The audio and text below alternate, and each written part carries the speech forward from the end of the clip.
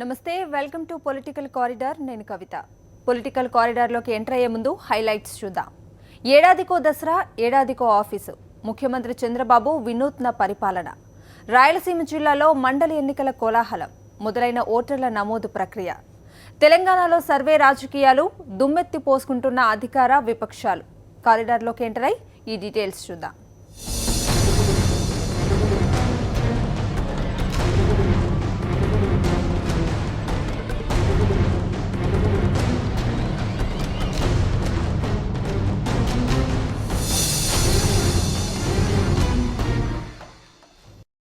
నోరు తెరిస్తే బీద అరుపులు, ఖర్చు విషయంలో హద్దు ఉండదు.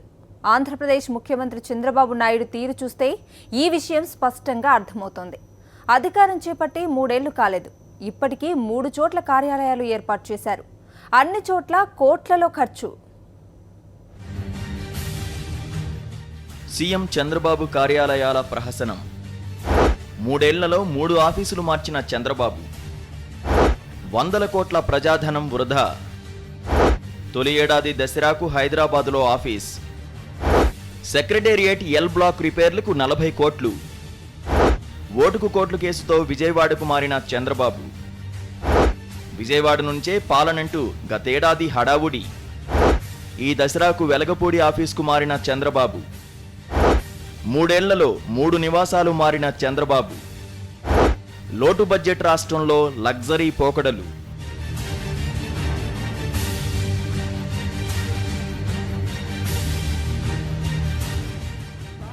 ఆంధ్రప్రదేశ్ ముఖ్యమంత్రి చంద్రబాబు నాయుడు వెలగపూడి తాత్కాలిక సచివాలయం నుంచి అట్టహాసంగా తన పరిపాలన మొదలుపెట్టారు.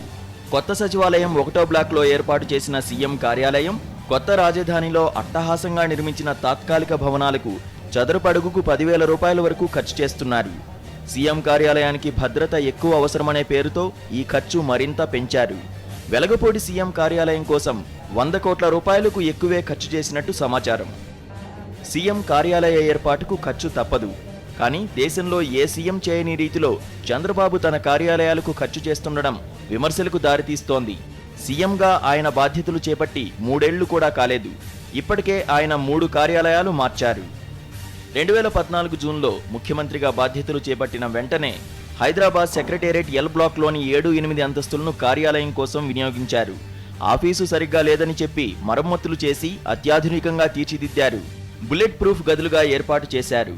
దానికోసమైన ఖర్చు 45 కోట్ల రూపాయల పైమాటే. 2014 విజయదశమి నాడు ఆ కార్యాలయంలో అడుగుపెట్టారు. అక్కడ పాలన సాగుతుండగానే ఓటుకు కోట్ల కుంభకోణం వెలుగు చూసింది. ఎమ్మెల్సీ ఎన్నికల్లో టీడీపీ ఎమ్మెల్యే రేవంత్ రెడ్డి డబ్బులిస్తూ రెడ్ హ్యాండెడ్గా పట్టుబడడం, మన వాళ్లు బ్రీఫ్డ్ మీ అంటూ ఆడియో టేపులు బయటకు రావడంతో హైదరాబాద్కు చంద్రబాబు ప్యాకప్ చెప్పి ఉన్నపళంగా విజయవాడకు ఆఫీసు మార్చేశారు.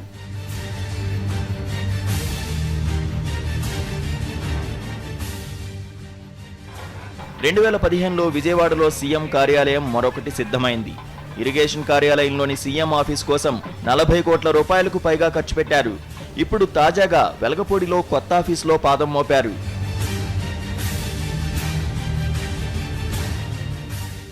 ఆఫీసులే కాదు, చంద్రబాబుది నివాసాల విషయంలోనూ ఇదే తీరు.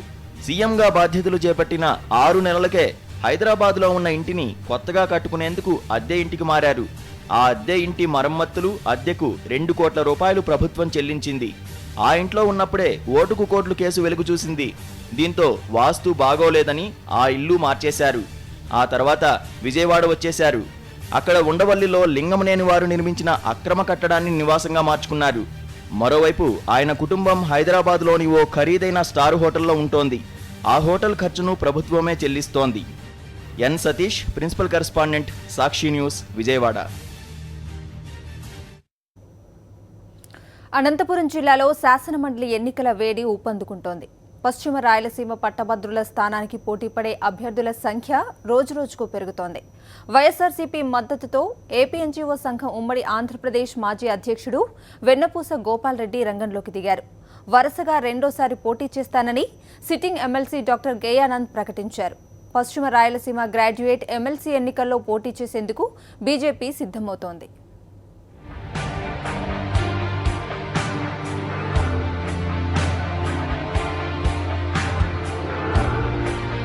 రాయలసీమ జిల్లాల్లో శాసనమండలి ఎన్నికల కోలాహలం క్రమంగా పుంజుకుంటోంది. వచ్చే ఏడాది మార్చి లేదా ఏప్రిల్ నెలల్లో పశ్చిమ రాయలసీమ గ్రాడ్యుయేట్, టీచర్ ఎమ్మెల్సీ స్థానాలకు ఎన్నికలు జరగనున్నాయి. ఈ ఎన్నికలకు సంబంధించి ఇప్పటికే ఓట్ల నమోదు ప్రక్రియను అధికారులు చేపట్టారు. అనంతపురం, కర్నూలు, వైఎస్ఆర్ జిల్లాలు పశ్చిమ రాయలసీమ నియోజకవర్గం పరిధిలోకి వస్తాయి. ఉమ్మడి ఆంధ్రప్రదేశ్ రాష్ట్రంలో ఏపీ ఎన్జీఓ సంఘానికి అధ్యక్షుడిగా వ్యవహరించిన వెన్నపూస గోపాల్ రెడ్డి ఈ ఎన్నికల్లో పోటీ చేస్తున్నారు. గోపాల్ రెడ్డి అభ్యర్థిత్వానికి వైఎస్ఆర్ కాంగ్రెస్ పార్టీ మద్దతు ప్రకటించింది. పశ్చిమ రాయలసీమ గ్రాడ్యుయేట్ స్థానం నుంచి ప్రస్తుతం ఎమ్మెల్సీగా ఉన్న జన విజ్ఞాన వేదిక నాయకుడు డాక్టర్ గేయానంద్ మరోసారి పోటీకి ఉత్సాహం చూపుతున్నారు. వరుసగా రెండోసారి ప్రోగ్రెసివ్ డెమోక్రటిక్ ఫ్రంట్ డాక్టర్ గేయానంద్ను తమ అభ్యర్థిగా ప్రకటించింది. పశ్చిమ రాయలసీమ గ్రాడ్యుయేట్ ఎమ్మెల్సీ ఎన్నికల్లో పోటీకి బీజేపీ ఉత్సాహం చూపుతోంది. మిత్రపక్షమైన టీడీపీ మద్దతుతో ఎన్నికల బరిలోకి దిగేందుకు కమలనాథులు సిద్ధమవుతున్నారు. భారతీయ జనతా యువమోర్చా ఏపీ అధ్యక్షుడు విష్ణువర్ధన్ రెడ్డి ఎమ్మెల్సీ అభ్యర్థిత్వాన్ని ఆశిస్తున్నారు. ఈ నెల 15వ తేదీన జరిగే సమావేశంలో ఏపీ బీజేపీ అభ్యర్థిని ఖరారు చేసే అవకాశముంది. త్వరలో జరగనున్న గ్రాడ్యుయేట్, టీచర్ ఎమ్మెల్సీ స్థానాలకు పాత ఓట్లన్నీ రద్దయ్యాయి. కొత్త పేర్లు నమోదు చేసుకున్న వారికే ఈ ఎన్నికల్లో ఓటు హక్కు కల్పిస్తారు. ఓట్ల నమోదుపై వైఎస్ఆర్సీపీ మద్దతుతో బరిలోకి దిగిన ఏపీ ఎన్జీఓ సంఘం మాజీ అధ్యక్షుడు వెన్నపూస గోపాల్ రెడ్డి పట్టభద్రుల్లో విస్తృతంగా అవగాహన కల్పిస్తున్నారు. మారిన మనిషినంటూ సీఎం పగ్గాలు చేపట్టిన చంద్రబాబు ప్రభుత్వ ఉద్యోగులను నిత్యం వేధిస్తున్నారని గోపాల్ రెడ్డి మండిపడుతున్నారు. చంద్రబాబు పాలనలో ప్రభుత్వ ఉద్యోగులకు రక్షణ లేకుండా పోయిందని టీడీపీ నేతలు, కార్యకర్తలు ఉద్యోగులపై దాడులు చేస్తున్నా ముఖ్యమంత్రి మౌనంగా చూస్తున్నారని ఆరోపిస్తున్నారు. ప్రభుత్వ ఉద్యోగులకు హక్కుగా రావాల్సిన పీఆర్సీ, డిఏ బకాయిలు ఎప్పటికప్పుడు వర్తింపజేయడంలో చంద్రబాబు నిర్లక్ష్యంగా వ్యవహరిస్తున్నారని విమర్శిస్తున్నారు. ఉద్యోగులకు శాపంగా మారిన కాంట్రిబ్యూటరీ పెన్షన్ స్కీమును వెంటనే రద్దు చేసి కాంట్రాక్ట్, అవుట్సోర్సింగ్ ఉద్యోగులను క్రమబద్ధీకరించాలని వెన్నపూస గోపాల్ రెడ్డి డిమాండ్ చేశారు. మరోవైపు పశ్చిమ రాయలసీమ టీచర్స్ ఎమ్మెల్సీ స్థానానికి సైతం పోటీ చేసేందుకు ఉపాధ్యాయ సంఘాల నేతలు సిద్ధమవుతున్నారు. అభ్యర్థుల ఎంపికతో పాటు మద్దతు కూడగట్టుకునేందుకు టీచర్స్ యూనియన్ నేతలు వ్యూహరచన చేస్తున్నారు.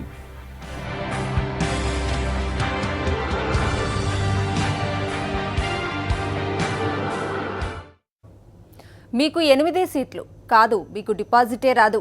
ఇది ప్రస్తుతం తెలంగాణ అధికార, విపక్షాల మధ్య చోటు చేసుకుంటున్న మాటల యుద్ధం. తెలంగాణ అసెంబ్లీకి ఇప్పటికిప్పుడు ఎన్నికలు జరిగితే విపక్షాలకు 8 స్థానాలే వస్తాయా? తెలంగాణలో విపక్షాలు నిజంగా అంత బలహీనంగా ఉన్నాయా? సీఎం కేసీఆర్ వ్యాఖ్యలపై కాంగ్రెస్ ఏమంటోంది? సర్వేలపై తెలంగాణ అధికార, విపక్షాల వాగ్వాదం. సీఎం కేసీఆర్ వ్యాఖ్యలపై భగ్గుమంటున్న విపక్షాలు. ఇప్పటికిప్పుడు ఎన్నికలు జరిగితే విపక్షాలకు దక్కేది 8 సీట్లేనన్న కేసీఆర్. మా లెక్కలు మాకున్నాయంటున్న కాంగ్రెస్. దమ్ముంటే ఫిరాయించిన ఎమ్మెల్యేలతో రాజీనామా చేయించాలని డిమాండ్. చాలా రోజుల తర్వాత తెలంగాణలో అధికార, విపక్షాల మధ్య రాజకీయ దుమారం తీవ్ర స్థాయిలో నడుస్తోంది.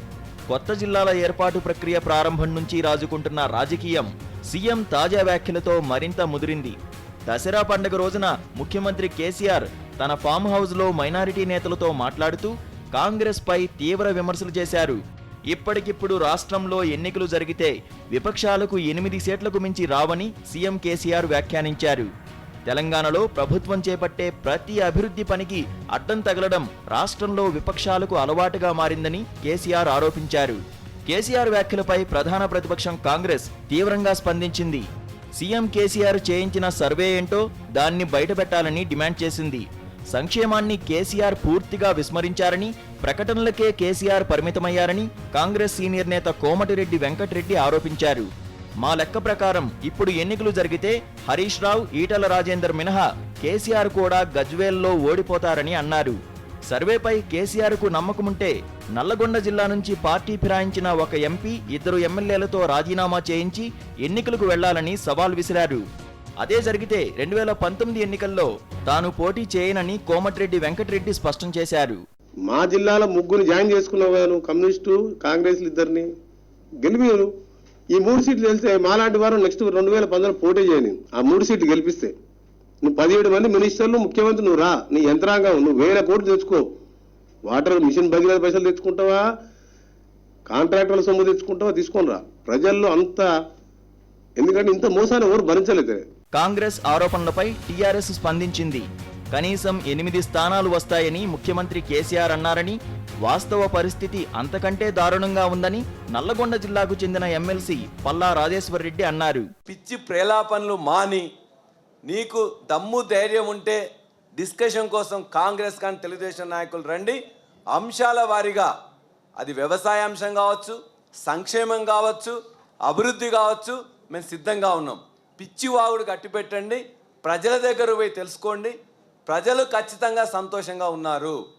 వాళ్ళ యొక్క సంతోషాన్ని నువ్వు చూసి ఏడుస్తున్నది ఎవరైనా ఉన్నట్లయితే కొద్దిమంది కాంగ్రెస్ తెలుగుదేశం నాయకులు తప్ప. మొత్తం మీద చాలా రోజుల తర్వాత తెలంగాణలో రాజకీయ సవాళ్లు ప్రతి సవాళ్లు మొదలయ్యాయి. అధికార విపక్షాలు తమ వాదనను బలంగా వినిపిస్తూ జనం దగ్గరే తేల్చుకుంటామని ముక్తాయింపు ఇస్తుండడం విశేషం. Narasimha Rao, principal correspondent. Welcome back to political corridor. ఉమ్మడి పౌరస్మృతిపై కేంద్ర ప్రభుత్వం కొత్త చర్చకు తెరదీసింది. కామన్ సివిల్ కోడ్పై అభిప్రాయాలు చెప్పాలని కేంద్ర లా కమిషన్ ప్రజలను కోరింది. తలాక్ విధానంపై కేంద్రం వ్యక్తం చేసిన అభిప్రాయాన్ని ముస్లింలు వ్యతిరేకించడంతో మరోసారి కామన్ కోడ్ వ్యవహారం చర్చనీయాంశమైంది. ఉమ్మడి పౌరస్మృతిపై కేఎస్ఆర్ పొలిటికల్ కామెంట్ ఇప్పుడు చూద్దాం. దేశంలో మళ్లీ కొత్త చర్చకు కేంద్ర ప్రభుత్వం తెరదీసింది. ఉమ్మడి పౌరస్మృతి అనండి, యూనిఫామ్ సివిల్ కోడ్ అనండి, దానిపై ప్రజల అభిప్రాయాలను కేంద్ర లా కమిషన్ కోరింది. ముస్లిం పర్సనల్ లా బోర్డుతో సహా వివిధ ముస్లిం సంస్థలు కామన్ సివిల్ కోడ్పై వ్యతిరేకత తెలుపుతున్నాయి. కేంద్రంపై ప్రధాని నరేంద్ర మోడీపై తీవ్ర విమర్శలు కూడా గుప్పిస్తున్నాయి. 3 సార్లు తలాక్ అంటే విడాకులు ఇచ్చే ముస్లిం వివాహ వ్యవస్థను సుప్రీంకోర్టు ఆక్షేపించింది. కొందరు ముస్లిం మహిళలు తమకు దీనివల్ల అన్యాయం జరుగుతోందని వాదించిన నేపథ్యంలో కేంద్రం సైతం తలాక్ పద్ధతికి వ్యతిరేకత తెలిపింది. ఈ చర్చ జరుగుతున్న తరుణంలో యూనిఫామ్ సివిల్ కోడ్ అమలు చేసే విషయంపై తర్జన భర్జన ఆరంభమైంది. పలు దేశాల్లో ఉమ్మడి పౌరస్మృతి అమల్లో ఉంది. ఉదాహరణకు Poland, Norway, Australia, Germany, Luxembourg, Iceland, America, UK, Canada, China, Russia ఇలా పలు దేశాల్లో ఈ కామన్ సివిల్ కోడ్ అమల్లో ఉంది. కానీ మన దేశంలో రకరకాల కారణాల వల్ల ఇది ఇంకా అమల్లోకి రాలేదు. ఆర్టికల్ 44లో దీనిపై స్పష్టత ఉన్నా మన దేశంలో ఉన్న మతాల వైరుధ్యాలు, రాజకీయ వైరుధ్యాలు, ఓట్ బ్యాంక్ రాజకీయాలు మొదలైన కారణాల వల్ల ఇది అమల్లోకి రాలేదు. బీజేపీ మొదటి నుంచి తాము సంపూర్ణ స్థాయిలో అధికారం పొందితే యూనిఫామ్ సివిల్ కోడ్ తెస్తామని చెబుతూ వస్తున్నమాట నిజమే. కామన్ సివిల్ కోడ్ అంటే మతం ఏదైనా నిర్దిష్ట విధానాలతో పౌరులంతా ఒకే నిబంధనను పాటించడం అన్నమాట. దీనిపై ముస్లిం సంస్థలు వ్యతిరేకత తెలపడంలో ఆశ్చర్యం లేదు. వారి భయాలు వారికి ఉన్నాయి. ఉదాహరణకు మనది లౌకిక దేశం అని గొప్పగా చెబుతాం, కానీ పాలకులు అత్యధికంగా హిందూ మతాచారాలని ఎందుకు పాటిస్తున్నారో చెప్పరు. దేశంలో అత్యధిక జనాభా హిందువులు కనుక వాటిని పాటించడం లౌకికవాదం అవుతుందా? అంతదాకా ఎందుకు? ప్రధాని నరేంద్ర మోడీ బహిరంగ సభలో జై శ్రీరామ్ అని అనవచ్చా? అన్ని మతాల కార్యక్రమాలకు ప్రధానులు, ముఖ్యమంత్రులు హాజరవుతుండవచ్చు, కానీ వాస్తవ ఆచరణలో ఎలా ఉన్నారన్నది ముఖ్యమైన అంశం అవుతుంది. తెలంగాణ ముఖ్యమంత్రి కేసీఆర్ యాగం నిర్వహించారు. ఏపీ ముఖ్యమంత్రి చంద్రబాబు నాయుడు సచివాలయం ఛాంబర్లో ప్రవేశించినప్పుడు హిందూ మత పద్ధతులు పాటించారు. ఇందులో తప్పు కనిపించకపోవచ్చు, కానీ లౌకికవాదం, ఉమ్మడి పౌరస్మృతి అన్నప్పుడు మతాన్ని, రాజ్యాన్ని కలగలిపి చూడటం మంచిదేనా అన్న చర్చ వస్తుంది. ఆయా మతాల్లో రకరకాల సంప్రదాయాలుంటాయి. వాటిని ఉమ్మడి స్మృతి పేరుతో దెబ్బతీస్తారా అన్న అనుమానం మైనారిటీ వర్గాల్లో కలగవచ్చు. నిజానికి ముస్లిం మహిళలు వివక్షకు గురవుతున్నారన్న భావన చాలా మందిలో ఉంది. అలాగని హిందువుల్లో మహిళలంతా సమానత్వం పొందుతున్నారా అన్న ప్రశ్న కూడా లేకపోలేదు. కానీ హిందువుల్లో కనీసం రాజ్యాంగం ప్రకారమైన మహిళలకు సమాన హక్కులు పొందే అవకాశం ఉంది. మరి ముస్లింల్లో అవకాశం ఉందా అన్న చర్చ వస్తుంది. మతం అన్నది ఒక మత్తుమందు వంటిదని కార్ల్ మార్క్స్ ఏనాడో అన్నారు. అది అక్షర సత్యం. మతాన్ని నేతలు రాజకీయాలకు వాడుకుంటున్నారు. అలా వాడుకున్నంతకాలం భారతదేశంలో కామన్ సివిల్ కోడ్ అమలు కష్టమే కావచ్చు. కామన్ సివిల్ కోడ్ తేవడం తప్పు కాదు. ఉత్తరప్రదేశ్ ఎన్నికల కోసమో మరే రాజకీయ ప్రయోజనం కోసమో దీన్ని తెస్తున్నారన్న భావన కలిగితే ఎక్కువ నష్టం కలుగుతుంది. ఇప్పటికే ఈ ప్రతిపాదనను కాంగ్రెస్ వ్యతిరేకించింది. మిగిలిన పార్టీలు ఎలా స్పందిస్తాయో చెప్పలేం. మొత్తం మీద బీజేపీ ఒక తేనెతుట్టిని కదిల్చింది. అది తేనెనిస్తుందా లేక తేనెటీగ కాటునిస్తుందా అన్నది కాలమే తేల్చాలి. కాకపోతే మతాల మధ్య ఇది వైషమ్యాలు పెంచకుండా ఉంటే అదే 10,000. కేరళలో అవినీతి రహిత పాలన అందిస్తామని అధికారంలోకి వచ్చిన కమ్యూనిస్టు సర్కారులో బంధుప్రీతి బట్టబయలైంది. పరిశ్రమల మంత్రి తన దగ్గరి బంధువులను కీలక పదవుల్లో నియమించి కొత్త ట్రెండ్ సృష్టించారు. జనం నుంచి వ్యతిరేకత రావటం, విపక్షాలు భగ్గుమనటంతో పదవి నుంచి తప్పుకోవాల్సి వచ్చింది.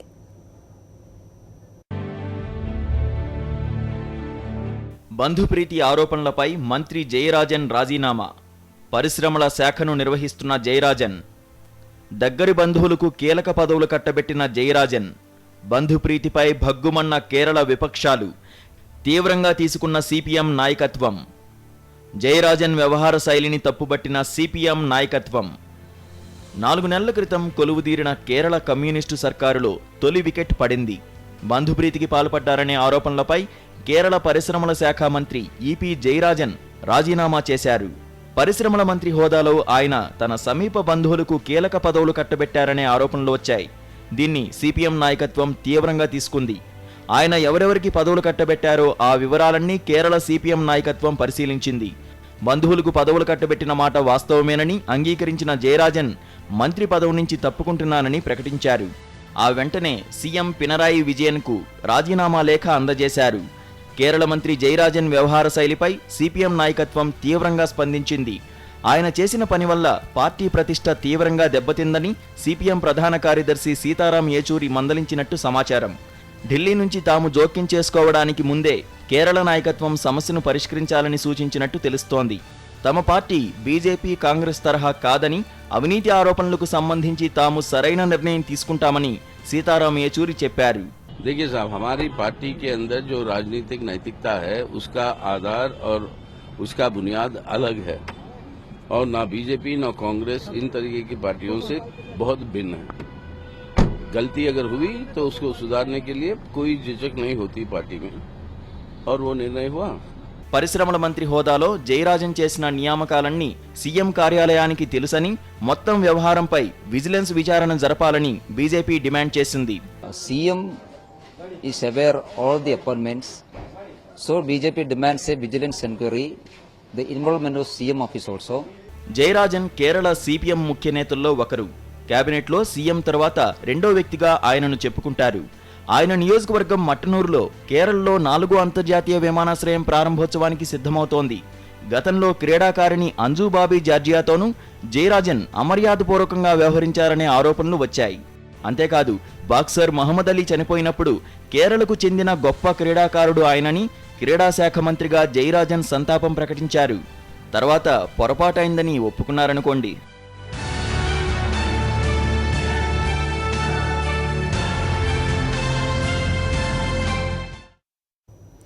యూపీ, పంజాబ్ అసెంబ్లీ ఎన్నికలు కాంగ్రెస్ను కలవరపెడుతున్నాయా?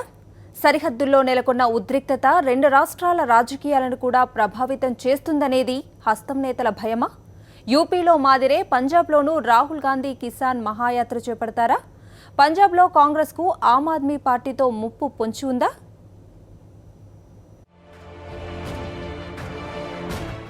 రాజకీయాలను భావోద్వేగాలు శాసిస్తాయన్న మాట తాము కూడా నమ్ముతామంటున్నారు కాంగ్రెస్ నేతలు.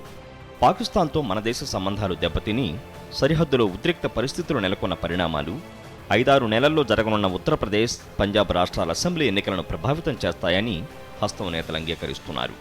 తాజాగా పాకిస్తాన్లోని ఉగ్రవాద శిబిరాలపై భారత సైన్యం సర్జికల్ దాడులు నిర్వహించడంతో ప్రజల్లో భావోద్వేగాలు పెరిగిపోయాయని, ప్రధాని మోదీతో పాటు బీజేపీ ఇమేజ్ కూడా పెరిగిందనే అంశంపై ప్రజల్లో చర్చ జరుగుతోందని కాంగ్రెస్ నేతలు ఒప్పుకుంటున్నారు.